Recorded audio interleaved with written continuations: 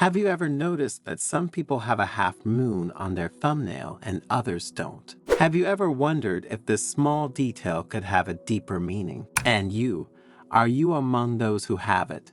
Or are your thumbnails smooth? If the answer is yes, then this story is for you, and we recommend you watch it until the end. If the answer is no, this story is even more important to you, because what you're about to discover could change the way you see yourself and the world around you. In this video, in fact, thanks to a Zen story and Buddhist wisdom, we will understand what it really means to have a half moon on your thumbnail. And if you stay until the end of the story, we will reveal to you a secret that only a few know, a secret that could open the doors to an extraordinary destiny. But before continuing, if you haven't already done so, subscribe to the channel and activate notifications so that you are informed when we publish new content for your spiritual growth.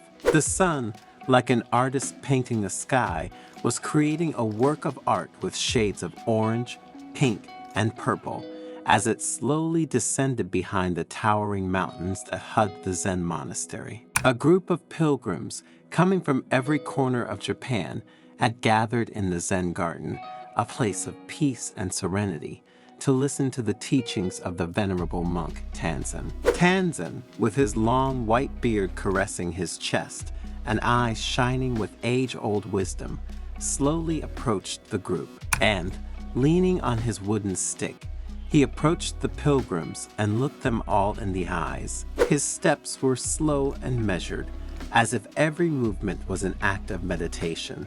"Welcome, dear pilgrims," he said in a warm and enveloping voice. "I am honored to share this moment of reflection and spiritual growth with you." The pilgrims bowed respectfully, their hearts filled with gratitude for the opportunity to learn from such a revered master. Among them was Kenji, a young merchant tormented by doubts and uncertainties about his future. The weight of responsibilities and difficult decisions rested on his shoulders, often leaving him without peace. There was also Hana, a heartbroken woman still grieving the loss of her husband. The pain had consumed her, leaving her empty and without hope.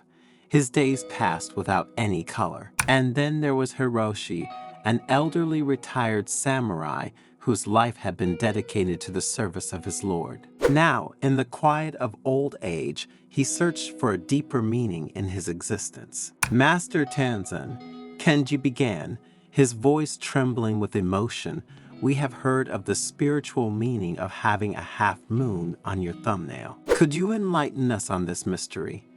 Could you explain to us what is really behind this particular sign that not everyone has?" Tanzan smiled gently, her eyes resting on Kenji as if she could see deep into his soul. "The half moon on your thumbnail, dear Kenji, is a rare and precious sign. Only 1 in 100 people are said to possess it." A murmur of amazement spread among the pilgrims. Hana brought her hands to her chest, as if to protect her vulnerable heart. Hiroshi, with his posture still upright despite his age, listened attentively, his eyes fixed on the master. And each of them looked at their hands to realize whether or not they had that mark that the master spoke of. "Why is this so rare, master?" Hana asked, her voice as faint as a whisper. "This sign," Tanzen explained, "indicates a predisposition for enlightenment, a special connection with the universe, and extraordinary spiritual potential. Whoever owns it is destined for a unique life path, to leave a significant imprint on the world." "But what does it mean to be predisposed to enlightenment?"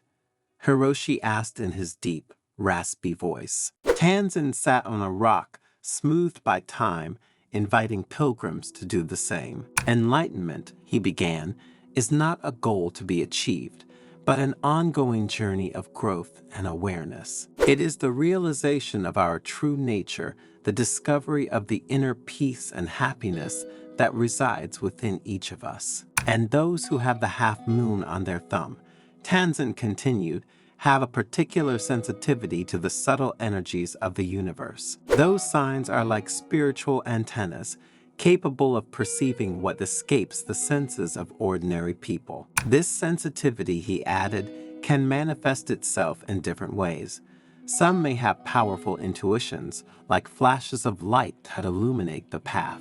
Others may be gifted with healing abilities, capable of relieving pain and restoring balance. Still, others may have a deep understanding of human nature, reading people's hearts and minds like an open book. Kenji, who had always had a strong intuition, felt a shiver run down his spine. Tanzen's words rang inside him like a distant bell. "But how can we cultivate this sensitivity, Master?" he asked, eager to know the secret. "Meditation," Tanzen replied, "is the key that unlocks the doors of perception. Through the constant practice of meditation, we can calm the mind, free ourselves from superfluous thoughts, and listen to the inner voice that guides us towards the truth." Tanzen told the story of a young monk named Ryokan who lived in a small hut on the edge of a village. Ryokan was known for his kindness and deep compassion towards all living beings, great and small. One day, a group of thieves entered his hut and stole everything he owned, leaving him with nothing. When Ryokan returned and discovered the theft, he didn't get angry or complain like anyone else would. Instead, he left a note for the thieves in which he wrote, "I hope the things you took are useful to you. If you had asked, I would have gladly given them to you. The night is very cold and I don't want you to get sick. Please also take my blanket to warm yourself." The thieves, moved by his generosity and compassion, returned everything they had stolen and asked Ryokan for forgiveness. From that day, they became his disciples and learned from him the way of kindness and compassion. This story, Tanzen explained, teaches us that true wealth does not lie in material goods, but in inner peace and the ability to forgive. Those who possess the half moon on their thumb are called to cultivate these qualities and share them with the world. Hana, whose tears had streaked silent paths down her cheeks, wiped her eyes with a silk handkerchief. "Master," he asked, his voice cracking with emotion, "how can we overcome pain and find inner peace?" Tanzen took her hand gently, her gnarled fingers conveying warmth and comfort. "Pain is a part of life, dear Hana," he said gently. "We can't avoid it, but we can learn to welcome it with compassion and turn it into strength." Meditation helps us observe pain without being overwhelmed by it, to let it flow through us like a river flowing towards the sea. Tanzen told the story of a young woman named Kisa Kotami, who had lost her only son. Desperate, Kisa went to Buddha for help, and Buddha told her to bring a handful of mustard seeds from a house where no one had ever died. Kisa knocked on many doors, but in each house he found someone who had lost a loved one. And finally, he understood that death is a part of life, and that pain is a universal experience. This story, Tanzen explained, teaches us that we are not alone in our suffering, and by sharing our pain with others, we can find comfort and healing. Pain can become a bridge that unites us to others, an opportunity to cultivate compassion and empathy. Hiroshi, who had spent his life fighting and defending his lord, was touched by Tanzen's words. His mind, accustomed to discipline and action, opened up to new perspectives. "Master," he asked,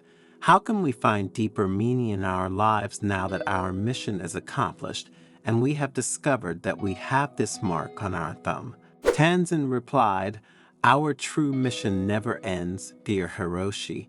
As long as we are alive, we have the opportunity to serve others, to share our wisdom, and to contribute to the well-being of the world." Tanzen told the story of an old samurai named Sukahara Bakuden, who had dedicated his life to the art of the sword. One day, while traveling alone, he was challenged by an arrogant and impulsive young samurai. Bakuden, instead of fighting, sat down calmly under a tree and offered the young man a cup of tea. The young man, confused and disarmed by Bakuden's kindness, gave up the challenge and became his disciple. This story, Tanzen explained, teaches us that true strength lies not in violence, but in kindness and compassion. Those who have the half moon on their thumb are called to use their power to promote peace and harmony in the world. The sun had now set, and the full moon illuminated the Zen garden with its silver light.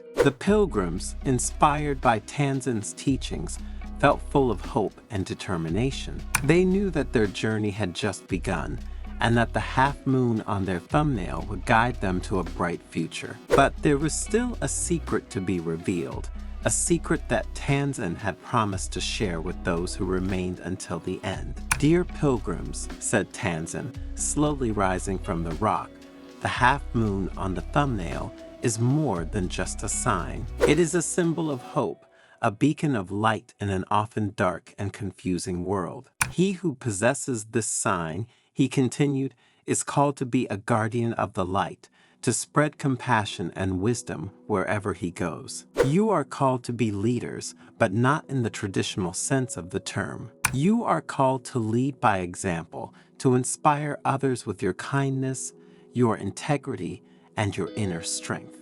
The world needs you." Tanzen added, "It needs your light, your compassion, and your wisdom. Don't be afraid to shine. Don't be afraid to be different. Your destiny is extraordinary, and the half moon on your thumbnail is the seal of this destiny." The pilgrims listened in silence, as their souls were deeply touched by Tanzen's words. They knew that, after discovering that they were the chosen ones, their lives would never be the same again. They had received a precious gift, a gift that they would cherish and share with the world.